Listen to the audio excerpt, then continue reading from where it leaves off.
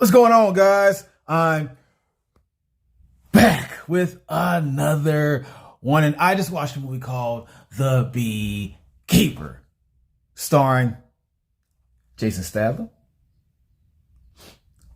Emmy Raver Lampman. that name almost got me. It's unnecessarily long. It really is. And Jeremy Irons. First of all, what in the hell ever happened to Cameron Diaz? Okay, when she first came out, she used to be the girl next door.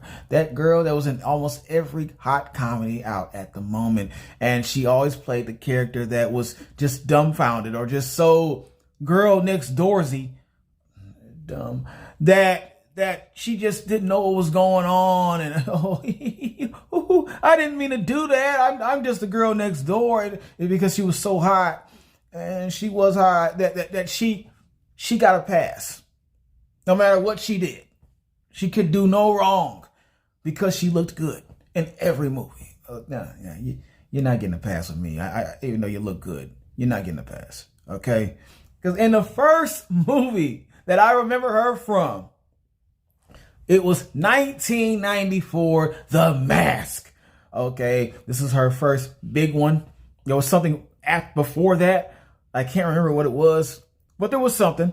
Okay, but I really remember her for playing the damsel in distress in The Mask. Okay, and that's all she kind of was. She used to date the bad guys, and then she fell in love with the mask, swept off her feet. It was one of the best romantic stories of all time. No, not really. Not really, but it was funny. And The Mask was a classic. Okay, a first of all kinds. All right. So in 1998, There's Something About Mary came out. This is the big one. This is the one that really got her out there. This is the one where she was the head lead. This is the prime example of what I mean by her being in a comedy where she's just that girl that doesn't know what she's doing. Oh, I'm so innocent and naive, and I look so good that just please do what I say. Please feel bad for me. Please feel sorry for me. And this movie, let me tell you something about this movie. This movie tried to make you think that Mary actually deserved, a good relationship and blah blah blah, because she didn't do any wrong. It's just Mary. She just can't seem to find the right one, right? No. She was playing these guys like Monopoly. She was playing these guys. Okay? Through the entire movie. She was the villain. She was the damn villain. Okay? Not the guy Healy, who was, by the way, the most hilarious thing about that movie is Healy. Trust me. If you haven't seen the movie, please watch this movie. But no, as horrible as he is, no, she was the monster. Trust me. Go back and watch that film whenever you get a chance. She played these guys so bad. It hurt me to my stomach just to watch the vile things she did.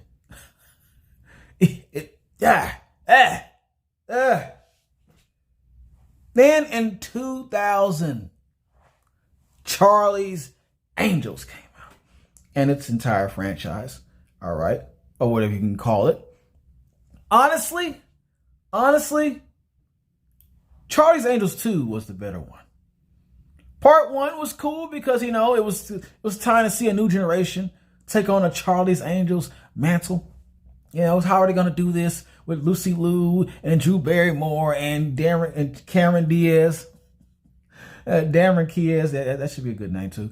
And that was cool and everything, but part 2 had more personality to it.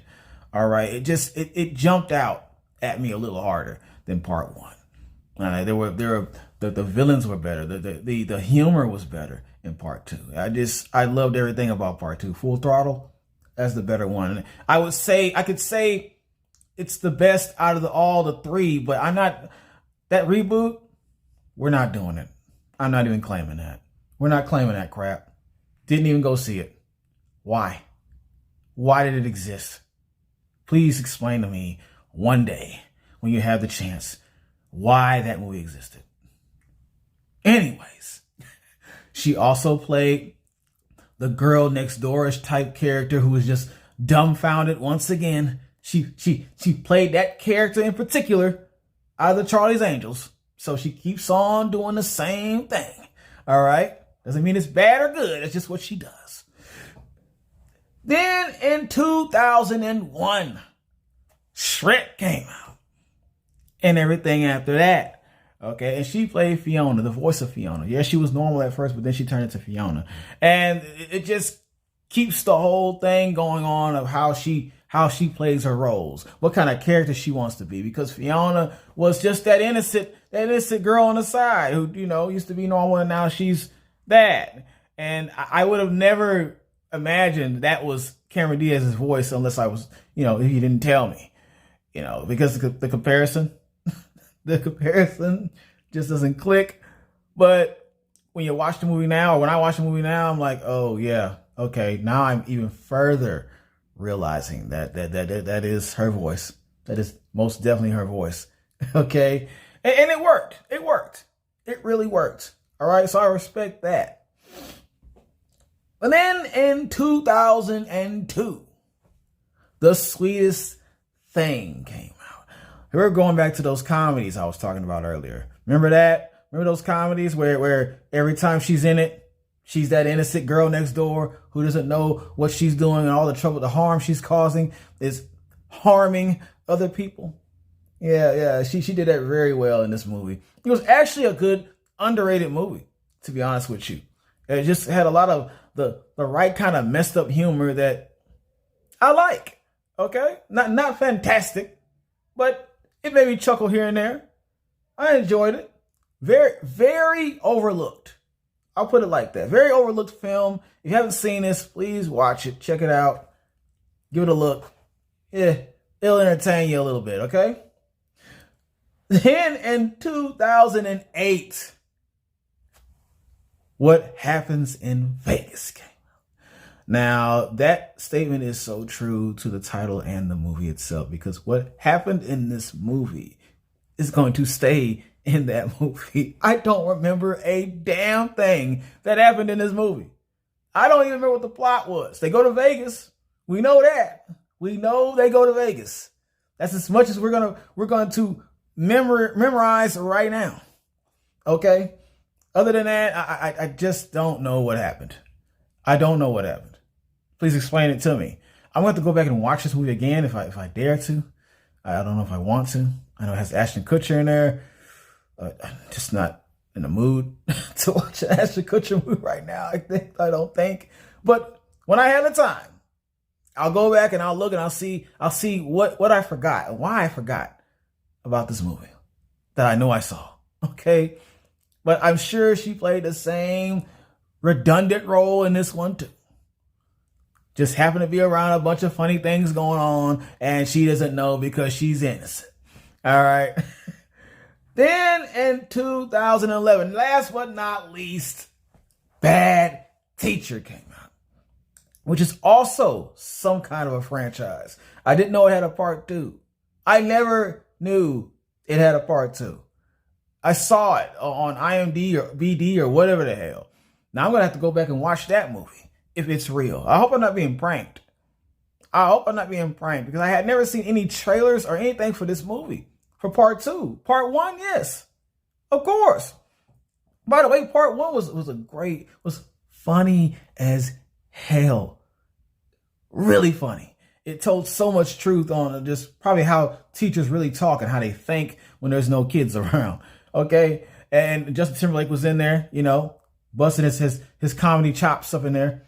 We already knew how funny he was from SNL with the phallus in the box and all that. But with this one, it's a little more of his humor. Straight up on out of there. Okay? Along with Cameron Diaz doing that innocent teacher thing she's doing. All right? Of course. And she was the hottest. She looked good in this movie. I'm not even going to lie to you. I remember that part. I remember the car washing part. The scene? Yeah. We all remember that. Okay? And my question is, I guess, where is she now? Well, she was going to do something with Jamie Foxx. So I didn't mention that earlier. She was going to do something with Jamie Foxx before he had this little fiasco or a little situation going on. But I still want to see her do something as of recent, all right? The last time I saw her do anything was The Box. A movie called The Box. Yeah, where you open the box and something bad happens or whatever. That was like a long ass time ago. That was a long time ago, okay? I think that was 2010. 9, something like that. That's way longer than some of these movies on the list. One of these movies. Okay, so please get back into some acting. We want to see you do something. All right? Let's get to the review. The Beekeeper. For those who don't know, for those who are not aware, let me tell you something. If you don't know about The Beekeeper by now, you're just not a Jason Statham fan. That's as plain as I'm going to put it. That's the bottom line to it. Because I can see somebody who's not a Jason Statham fan having no idea this movie even exists. They see a bald-headed guy with the 5 o'clock shadow and they completely ignore it because they don't care anything about that kind of genre of movie. Nothing on that order. They've never seen one Expendable movie, one Transporter, nothing like that. They don't care. That's the only way you're not gonna know about The Beekeeper. Don't play around me. Don't play. It's too early for that. It really is too early for that. The Beekeeper. It's pretty much about this beekeeper at first. Okay? Adam McKay. He goes to Miss Parker's house and he collects the honey and he checks on Miss Parker to see how she's doing. Miss Parker's this nice old rich lady who just trying to spend her own time in her own little world and space, enjoying herself. And she makes food for him. She offers him food, some time in the house if he wants to sit in the house and have some company, all that. So a lot of the motherly love he probably didn't get when he was younger, right? Until one day, Miss Parker stumbles upon some scammers on her little computer, right? And apparently a virus hit the computer. So she calls the number. The scammers come on there. They realize it's a sweet, naive old lady. So they decide to play her out of all the money she has in her account. They wipe her clean. She couldn't take it. She takes it very bad. Matter of fact, really bad. Adam goes in there. He finds out what's going on. He finds her dead on the floor. It's time for Adam to take revenge, but he gets arrested because he's framed for doing it himself. And now he has to unframe himself and find out who really did this to Mama Parker. All right? Who scammed her so hard? She had to go ahead and erase herself. And he's going to get every last one of them because, surprise, he's a secret agent that works for an actual company or whatever called the Beekeepers. And that's the premise of the movie. Positives. Adam McKay is the truth. What I mean by that. As soon as he picked up a gun, without a gun, by himself, the first fight this man had, he was cleaning up like it was spring cleaning. It was like the house was dirty and he needed to straighten some things up. That's how quick he was moving. Every time he fought somebody, and he fought in groups. He rarely fought one-on-one. This man loved to fight in groups. Okay, him against a group of people trying to kill him. Okay, trying to murder this man.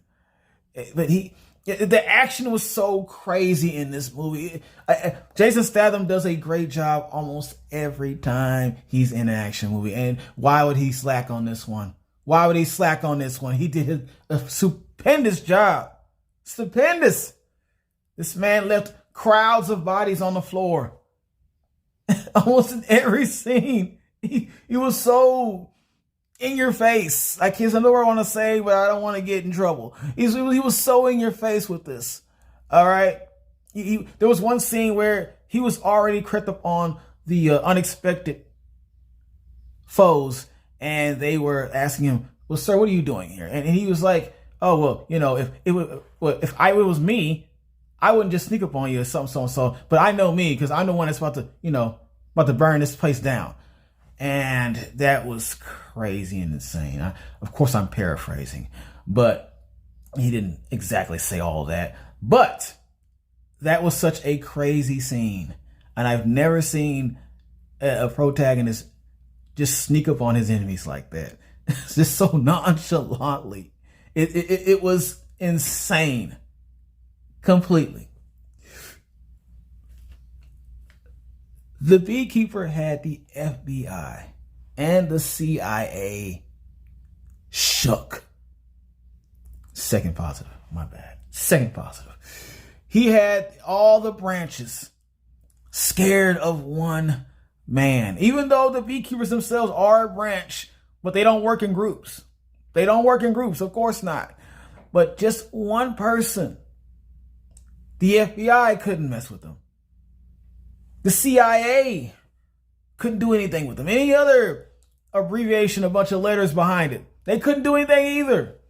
Everyone was scared. There was a speech given by Jeremy Irons in the movie where he just literally said to him, "You're a bunch of..." yeah. They're a bunch of that compared to him, to that one man. It was incredible just to think about how much damage he was about to do to these people off of that description from a villain who can't stand you, but he respects he respects what you do, and he also is scared, even though he is an old man who's been in the game for a long time, who was also shaking in his boots because he knew what they knew what they were dealing with. Okay. That was the whole vibe. It was like a horror movie for the CIA and the FBI. And that whole vibe put into the film, perfect. Another positive. The Beekeeper was indeed challenged. I respect that on so many levels, okay? Because in a lot of some of the past action movies, that action star doesn't get challenged. That action star goes through the entire film just beating everybody up, and nothing ever happens. Not a scratch, not a cut, not a bruise to the face. Nothing.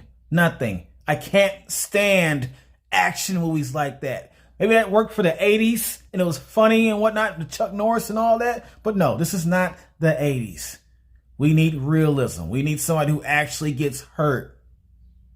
But the whole point is that they're tough enough to fight back and recover quickly and keep moving. And this man did just that, especially with one fight, one-on-one. One of his few, I think, only one-on-ones that mattered. And when you see that fight and you know the context of the fight and when the guy he's fighting, I nicknamed him Spitter because he, from the first scene to the last, a lot of sprinkles come out of his mouth. A lot of juices come out of that man's mouth when he talked. I don't know what was going on with that, but some people just are like that, including myself sometimes. But yes, Mr. Spitter gave Adam McKay a hard time. But of course, we know how that all was going to end out. But at the same time, before it ended for him, it was a great fight. He put up a fantastic fight. Last positive. Finding out the reveal of the main character, the main villain in all of this. All right. Adam McKay had this whole theory or a metaphor of coming to the top of the hive, because he used the whole beehive thing as a metaphor throughout the movie. So he had to see this going to fight his way up to the top of the hive to get rid of the queen bee.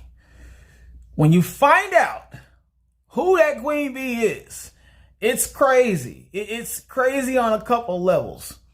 Okay, because first of all, the queen bee themselves, they're just not who they portray themselves to be in front of everybody else. Let's put it like that. It's not who you think it is when behind the closed doors to the front. And just the people they are related to in the movie, they're connected to in the movie, is also a mind boggler. It made me shake my head, and at the same time I was like, oh, this is good writing. This is for an action movie. This is actually some decent writing. This is a very good script for an action movie. All right, I know action movies don't have to be fantastic, but this was well put together. All right. Negatives. The scammers pissed me off. And I think that was the point to the movie. That was the point, of course. But not just because they scammed that sweet old lady. And they did that with a ruthless way. But, scammers do stuff like they don't care what the consequences are after they get their money. That's it. They scammed her pretty hard. But there's another scene, because it's more than just one group of scammers. They all are connected within a whole branch or colony of these guys. Another scammer hideout. Not really. This one guy that hosted it, he has to be the dumbest character I've ever seen in a movie. You have guns in your face, telling you, please evacuate your building. Or this guy called the Beekeeper is going to hurt you. He's going to soon hurt you and your friends. Please, this will be dangerous for all of you. And this man kept fighting against this and arguing this down. We're not shutting this down. We need to make more money. I don't care. Who is that stupid? Please don't tell me scammers do this. Please do not tell me scammers are this hard-headed or idiotic. You hear someone coming with fatigue and the guns and everything on them telling you this? They're not playing. They're not playing. You should run. But you know what? They're scammers, so oh well. They get what they get. That was also the satisfaction to this, but my negative is that, come on. Did you have to be like that? Did you have to do the old lady like that? Come on. Another negative. I predicted the end. Something that happened in the end. I predicted it so well. I predicted it immediately upon seeing that other character that I'm talking about. I knew something was going to happen to them in particular. Okay? And it came true. Even though the movie's going to sway you in a way that thinks something different, you don't know what I'm talking about, so don't worry. I'm just going to say that. I predicted it. It was too predictable. That's my complaint. It was too predictable. All right? Didn't like how that was fleshed out. All right? They could have shocked me. Please shock me. Shock me on that end. Make me a wrong person. Make me false on my statement. I beggeth you. Last negative. I didn't mention earlier that Mrs. Parker's daughter just happened to be a cop. She came in and she was trying to arrest Adam McKay once she found her mom laying dead on the floor. Are you serious? Her daughter just happened to be a cop. Please stop that. Please. That was almost lazy writing. But I'm still giving this a hell yes. If it wasn't for that challenge, if he didn't get that challenge, I wouldn't have gave it that. Press that like button, share.